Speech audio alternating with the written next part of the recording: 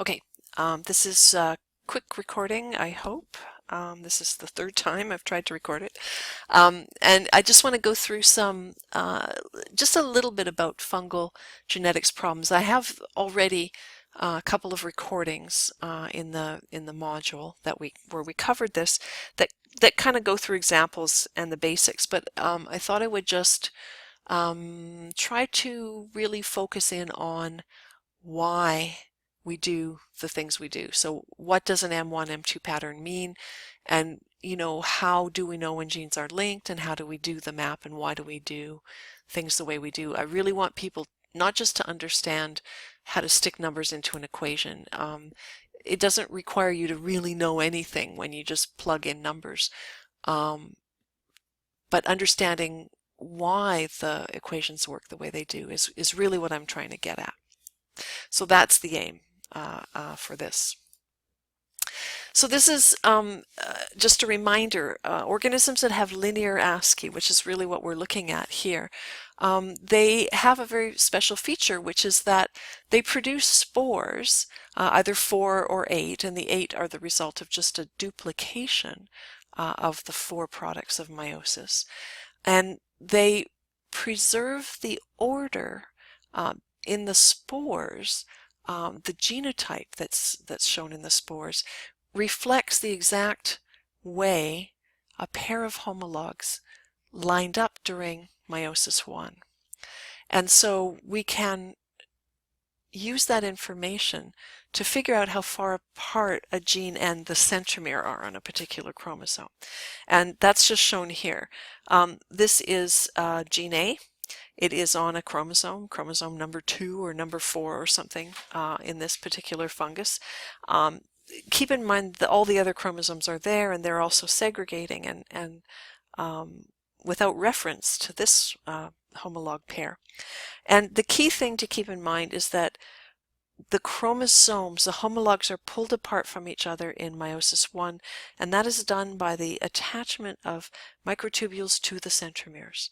And so those chromosomes are pulled apart, and then if there has been no crossing over between the gene and the centromere, between this and this region, then the alleles are separated from each other at the same time, and we get what is called an M1 pattern.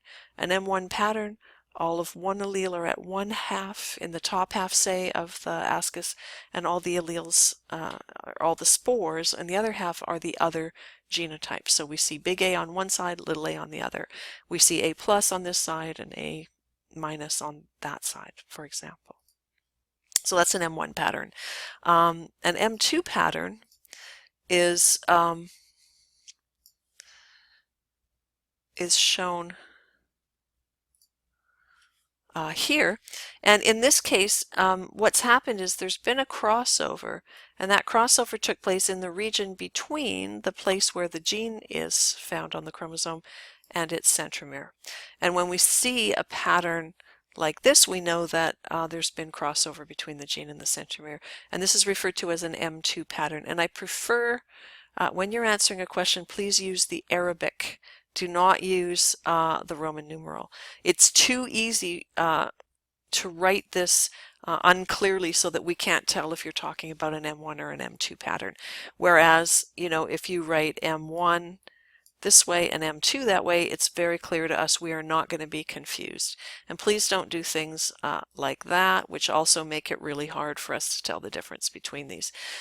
Frankly, if you've written it in such a way that we can't tell the difference, we can't give you credit for knowing it. And that's I just want to be super clear about that now. I don't want anyone to feel like they were misled or anything. Please write these clearly, or even just write the words.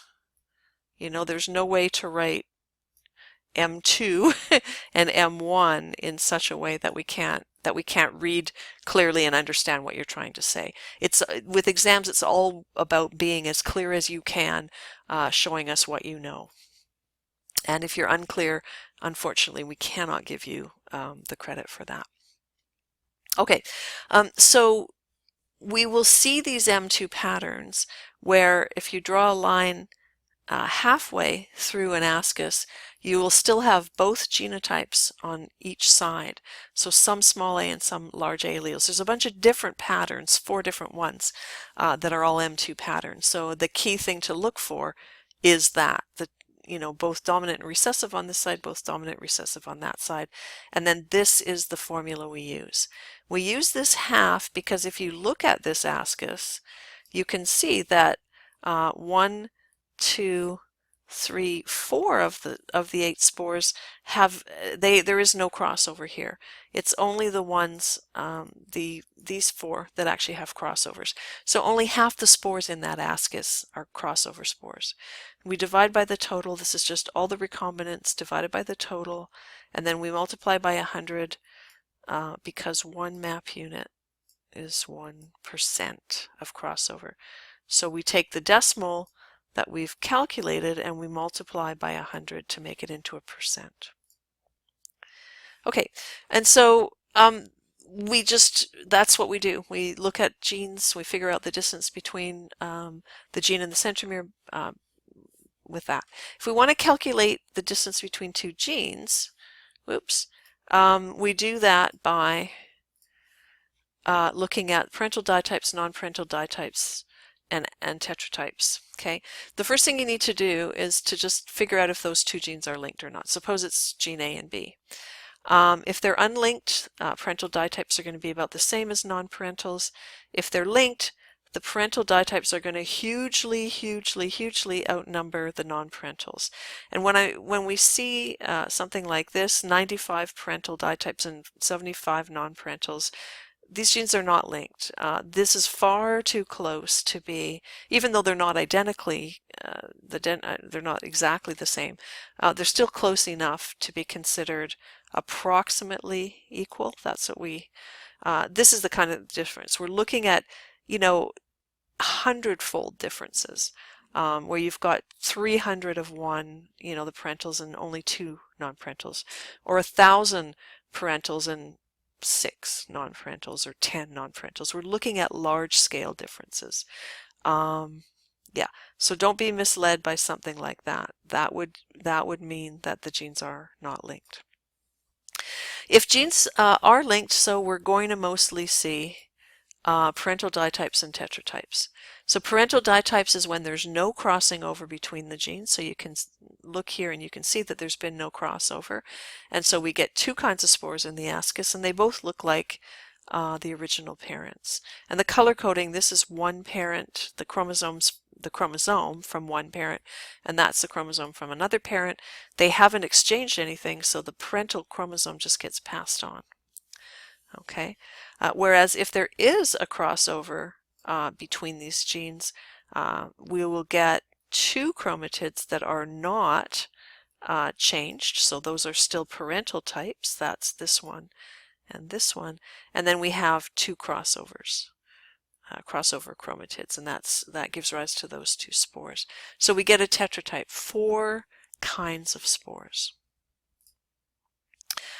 And then we can get a non-parental ditype, but we can get a non-parental ditype only under very special circumstances, and that's where you've had 2 crossovers between the genes, and all 4 chromatids have been involved. So there was a crossover here between chromatids 2 and 3, and then there was a second, that's a 2, there was a second crossover, and that in that same interval, but it was between chromatids 1 and 4. And when that happens, all of the chromatids are crossover chromatids, and so we get a non-parental ditype, 2 kinds of spores, but none of the spores is like the original parents. And this is very, very rare. And there's a couple of slides coming up that explain that they're straight out of the lecture material. And so this is just showing you that the parental ditype and the tetratype are the most frequent, and even some of the double crossovers that we get, oops, that's not very straight, even some of the double crossovers we get are just going to generate parental and tetratype ASCII, and we see that on the next slide, I guess, which I'll show. So if we see, we're assuming that this crossover has taken place because that's seen in all of these. The second crossover can take place between the same two chromatids, in which case we get a parental dye type. That's called a two-strand double crossover. There's two different ways you can have a three-strand double crossover. So one of the original, one of the chromatids that already crossed over crosses over again, but with a different chromatid, and each of those is going to give you a tetratype, and it's only in this four-strand double crossover case that you're going to get a non-parental dye type. The point is, even though a non-parental dye type is produced by double crossovers, which are rare, but only a very small proportion of them, only a quarter of a very rare event is going to give you a non-parental dye type. And so that's why we talk about, the parental dye types being much, much, much, much more frequent than the non-parental dye types when we have linked genes. And that's because of this. Produced by a rare event, but only by some of the very rare events. So that makes it quite unlikely. It's very easy for us to map two genes in fungi. We take a half of the tetratypes. Remember, only half the spores in a tetratype are crossover spores. We take all the non-parental dye types because all the spores in those are crossover spores. We divide by the total. Again, we're just counting up all the crossovers and dividing by the total, and then we're multiplying by 100 to make map units. And that's just very standard. So suppose we're mapping two genes. There's some practice ones in the textbook, which you should definitely do. And you should probably go over the one I did in class. There's a recording of that in the module where we covered the material. But the first thing to do is just look at gene A, if you're mapping these two genes, and figure out how many ASCII have M2 patterns, and then you have to do that separately for gene B because gene B is not the same. It's going to have a different number of M2 patterns. And then calculate those distances between the genes and the centromeres. And then once you've done that, then look at the parental dye types, tetratypes, and non-parental dye types, and figure out if the genes are linked. If the genes are not linked, if the parental dye types and non-parentals are about the same, you're done. All you have to do is then draw a little map that shows the gene A to centromere distance. Hopefully it'll be more tidy than this, with your whatever your map units are.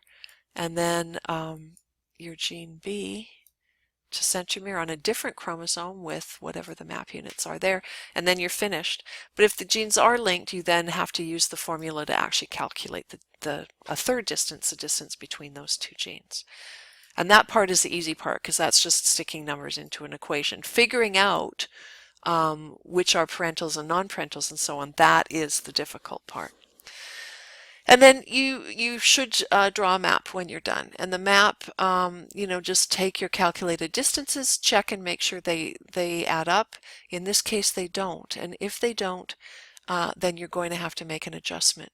And the adjustment is that you're going to use the two smaller distances, add them together to make your larger distance and provide an explanation. So in this case, you would take, let's see, let's make that the centromere. That can be gene A, and then that can be gene B. And the two smaller distances are correct.